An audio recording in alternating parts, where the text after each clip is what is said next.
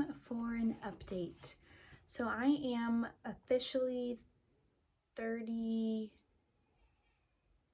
weeks. I lose track all the time. I feel like after 30 it went by so fast. So I'm 33 weeks and I had my 32-week appointment with my doctor on Monday, so just a few days ago, and just got some questions answered, just trying to get everything kind of figured out with if I go into labor, how fast I have to get to the hospital, because my mom is watching Braylon and she doesn't live super close, and so I just wanted to kind of get information on like how fast do I need to get to the hospital, and am I getting induced this time around, and just all of that. Got a lot of my questions answered, and we did talk about getting induced, and she said that she would be most likely inducing me around 39 weeks if I don't go on my own before then.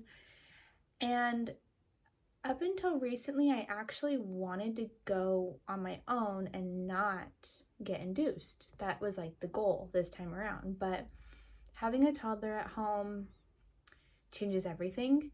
And plus, with my mom living like 45 minutes away and having to get over here, I just want everything to be as like stress-free as possible. And I feel like having a date and a time would be the easiest when dealing with like Braylon and having everything prepped. Like she could wake up and see us, we could leave, she would just hang out all day with my mom. By the time she wakes up in the morning, my husband would be back, and instead of us like, what if I go into labor at like midnight, my mom has to like rush over here, and then Braylon wakes up to somebody that she's not super familiar with, and I just feel like it would be a lot of chaos. Now, obviously that still could happen if I go into labor on my own before 39 weeks, but as far as like what I'm wanting now, it definitely has changed, and I'm okay with getting induced. I got induced last time and it wasn't terrible. And so I'm hoping that if that is the case and I do get induced, that I progress well, just like I did last time, and that things just go smoothly and I deliver vaginally and don't need a C-section. I didn't need a C-section last time, but I know that they are more common with getting induced. You're telling your body to push out a baby when it's not necessarily like ready. So I know it can go a lot of different ways, but I'm hoping for a smooth and somewhat fast delivery. But anyways, we did talk dates, and it's just exciting to kind of have some dates in mind. She said in my next appointment in 2 weeks that we're going to actually like schedule it, but I have a choice between 2 dates. And so I think we've picked one with me and my husband. We've picked one that we want, and now we just have to schedule it. And it's like, feels so real. I feel like excited but anxious and nervous, and it's just a lot of emotions. I think I was I don't know. I think maybe I'm more nervous this time because I know what to expect.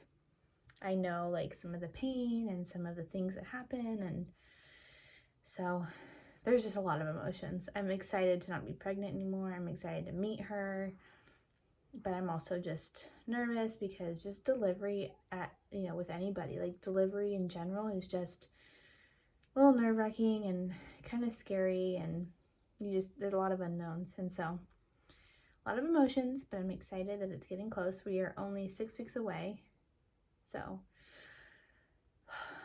that sounds so soon and it's flying by. But a couple of updates.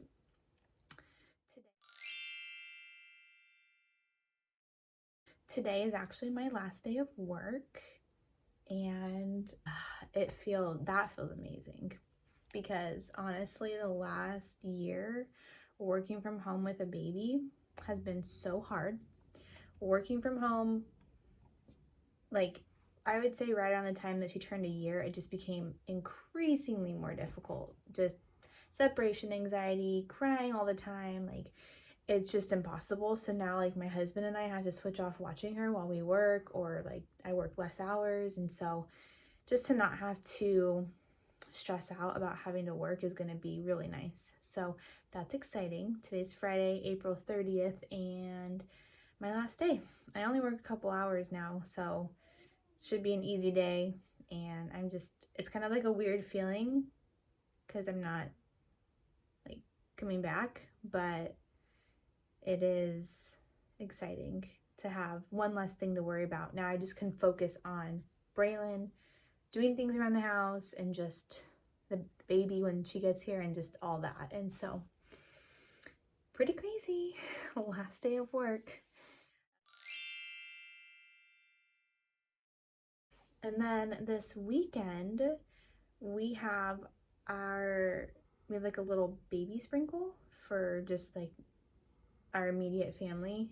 Should be pretty small, but it is fun to still celebrate this baby. I just wanted to have something small with just like immediate family. I have one friend coming, and I know it's not like my first baby, so it's not going to be this whole baby shower with everyone that we did last time, and I'm totally fine with that. I just wanted to make sure that this baby got celebrated just like Braylon did, and so it'll be just a little celebration to kind of get together and see people real quick. This is probably going to be the last time that we see a lot of people before we deliver, since there's not like holidays or anything really coming up, and so besides Mother's Day. But yeah, it'll be like the last time that we probably see a lot of people before we go to deliver, and so that's exciting. What else do we have coming up? Mother's Day is next weekend, and what else? I feel like this month is so crazy just because it's like literally the last month before she gets here, and so we're just getting everything ready. Her room is like almost done. Let me see if I can show.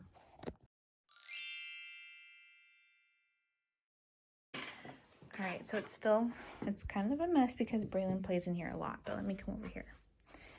And so that is going to be gone after today because I'm not working anymore. But her little built-in shelves, like baskets with toys and books, go there. Her name, which we're painting this weekend, will go up there with her little hoop. And her closet, that's kind of been done, but let's see. We did her dresser, and she has clothes in there, and I just need to hang those two things. The car seat needs to go in the car. That bassinet will go in our room when it gets a little bit closer. Her crib will go here, and then I'm doing some pictures there, but not in any rush to do that. And then this will just go in that corner when I'm not working anymore. So, I mean, it's almost done. I do have to do some things to that curtain rod. I'm painting it black, but other than that,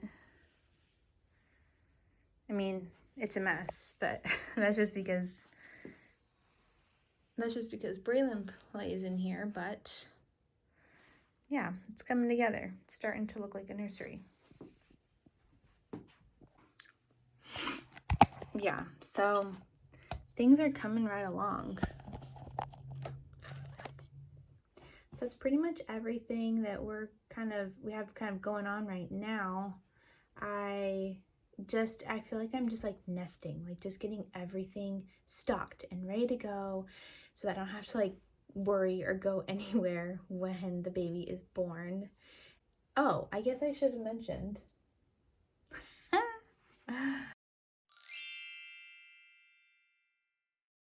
I just showed you her name that's going in the floral hoop.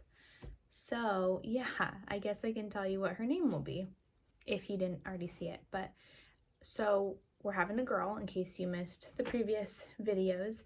Obviously, pink room, we're having a girl, another girl. And as far as the name goes, her name will be Kaya. And basically how we came up with that was there was a name that I really liked for Braylon, and it was Kyla. And it was like one of our top picks. And I think it was like my husband's like second favorite or something. And so we ended up agreeing on Braylon. It was like the one we both agreed on, and we just went with it. And I was like, fine. Then we had another girl.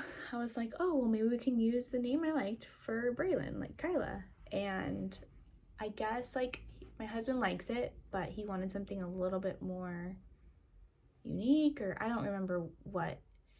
Kyla is unique, I feel like, but it is, I feel like it's getting more popular, but he liked it, but he just wanted to make some adjustments. And so his favorite name was Kaya, which I'd never really heard of that. And we were going to spell it like Kyah or something like that.